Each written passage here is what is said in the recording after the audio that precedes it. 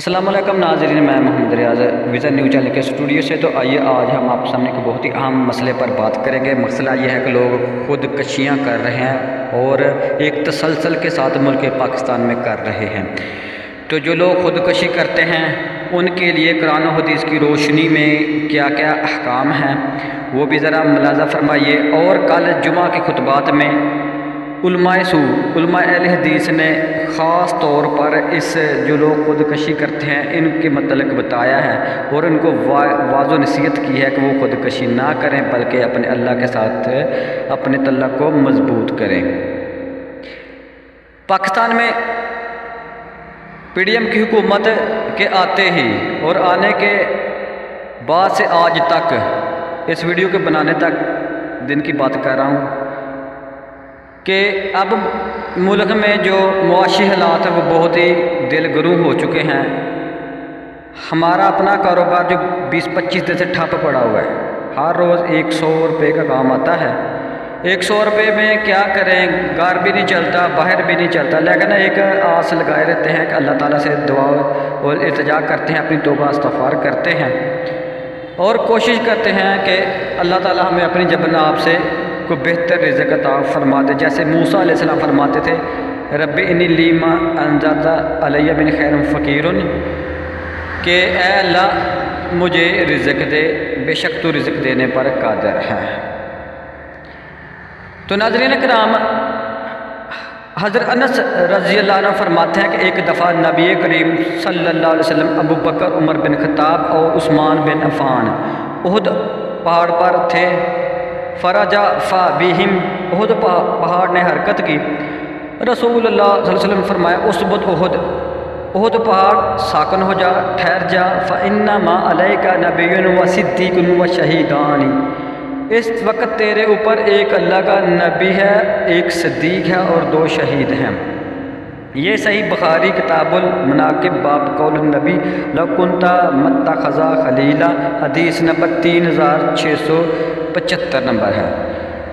نبی کریم صلی اللہ علیہ وسلم نے جس موت کی تمنا کرنے سے منع کیا ہے وہ موت ہے جو کسی مصیبت، دکھ، تکلیف کی وجہ سے کی جائے، اور اگر شہادت کی آرزو تمنا کرے تو یہ ٹھیک ہے، اسے نبی کریم صلی اللہ علیہ وسلم نے منع نہیں فرمایا۔ انس رضی اللہ عنہ فرماتے ہیں کہ نبی کریم صلی اللہ علیہ وسلم نے موت کی تمنا سے منع کرنے کے بعد فرمایا فَإِنْ كَانَ لَا أُبَدَّ فَائِلًا فَلْيَقْتُلْ اللَّهُمَّ أَحْيِنِي مَا كَانَتِ الْحَيَاةُ خَيْرًا لِّي وَتَوَفَّنِي اِذَا كَانَتِ الْوَفَاةُ خَيْرًا لِّي۔ فرمایا اگر کوئی تکلیف کو برداشت نہیں کر سکتا، موت کی تمنا کرنے کے بغیر نہیں رہ سکتا، اس نے ضرور ہی موت کو طلب کرنا ہے، تو پھر آپ صلی اللہ علیہ وسلم نے فرمایا کہ ان الفاظ میں کر لے، یا اللہ جتنی دیر تک میرے لیے زندہ رہنا بہتر ہے اتنی دیر تک مجھے زندہ رکھ، اور جب میرے لیے فوت ہو جانا بہتر ہے اس وقت یا اللہ مجھے فوت کر لے۔ یہ دعا رسول اللہ صلی اللہ علیہ وسلم نے سکھائی ہے۔ امام بخاری رحمہ اللہ الباری کو جب لوگوں نے زیادہ تنگ کیا تو آپ علاقہ چھوڑ کر چل دیے۔ ابھی راستے میں ہی تھے کہ بیمار ہو گئے۔ امام بخاری رحمہ اللہ نے یہی دعا کی، اے یا اللہ میرا فوت ہونا بہتر ہے تو مجھے فوت کر دے، کسی فتنے اور پریشانی کے بغیر مجھے اپنے پاس لے جا۔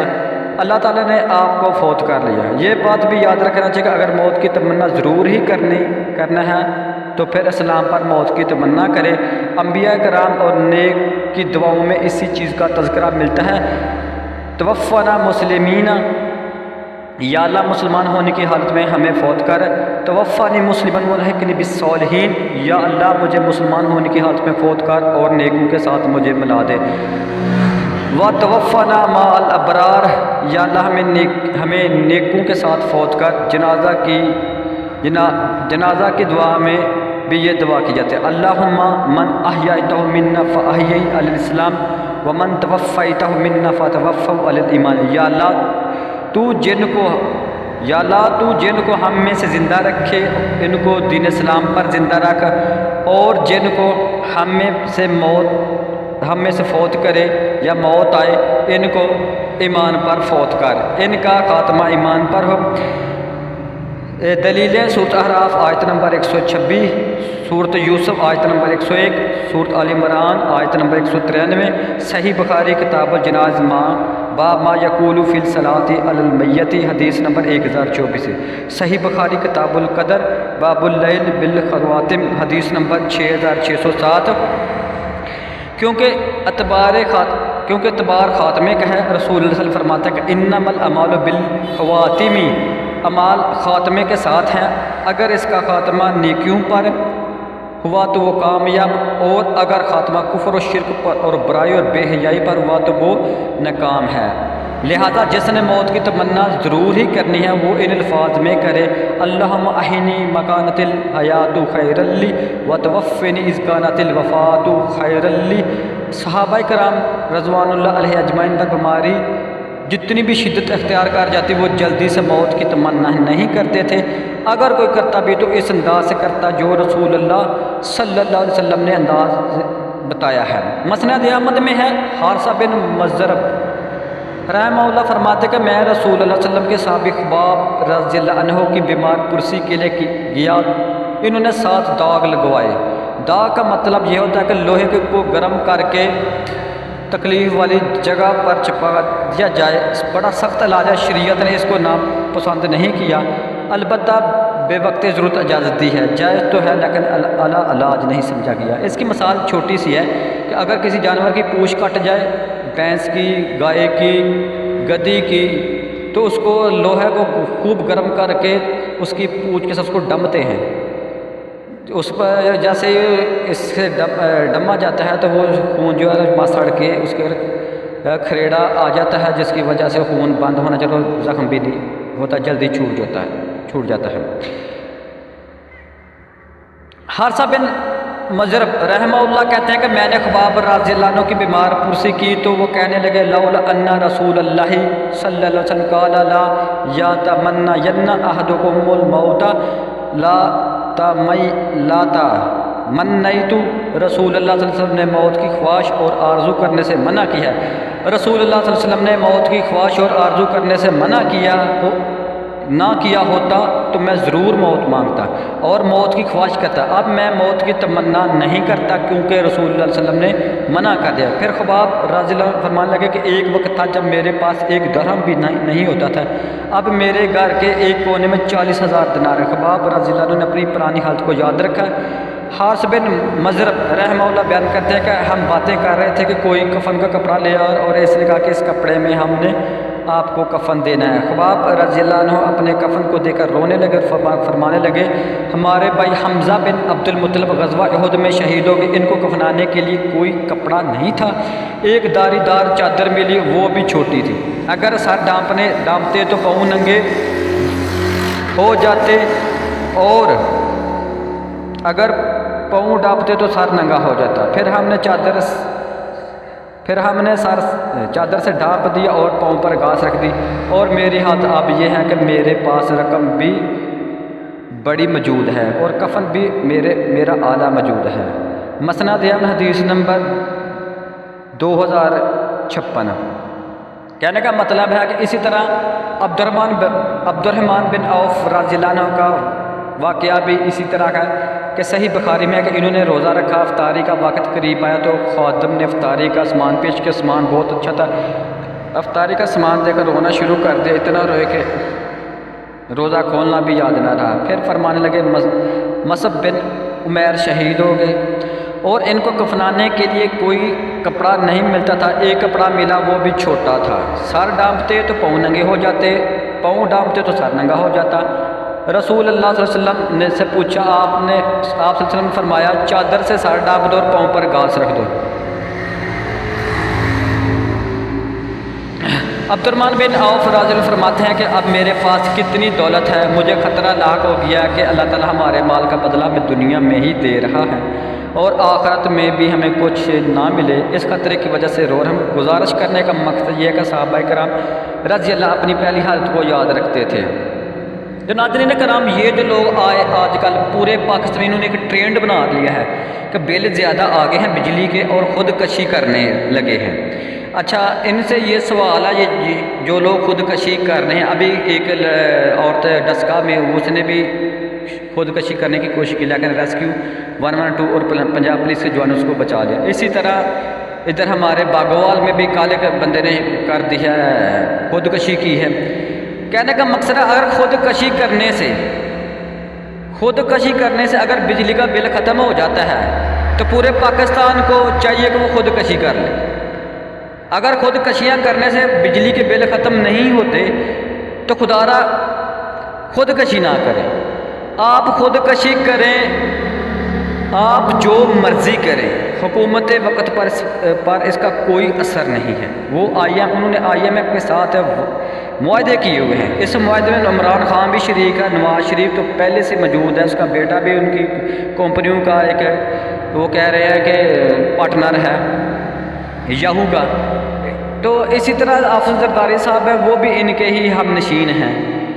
یہ جو ہمارے اوپر جو کل میں پڑھ رہا تھا، یہ جو IPPs ہیں، یہ سب جو لوگ ہیں یہ سب انہی کے ساتھ ہی ملے ہوئے، انہی کے بندے ہیں، یہ سر ہم پر حکومتیں کرتے ہیں، انہی کا اقتدار چلتا ہے۔ جیسے قرون اولیٰ میں جب صحابہ کرام رضی اللہ عنہم نے، یہ وہ صحابہ ہیں جو میدان جنگ میں لڑ رہے تھے اور انہوں نے انہی کی بدولت مسلمان آج دین اسلام ہم پر پہنچا، مسلمان پوری دنیا میں پھیل گئے۔ یہ وہ صحابہ کرام ہیں، جنگ قادسیہ ہوئی، اسی طرح بوئیبک کی جنگ ہوئی، اسی طرح موتا کی ہوئی، اسی طرح اور بھی جنگیں ہوئیں، حنین کی جنگ بھی ہوئی۔